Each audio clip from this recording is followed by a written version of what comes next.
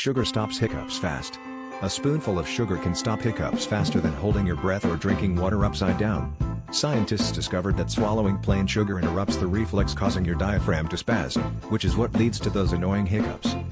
When you suddenly overload the nerves in your mouth with something sweet and grainy, your body's focus shifts.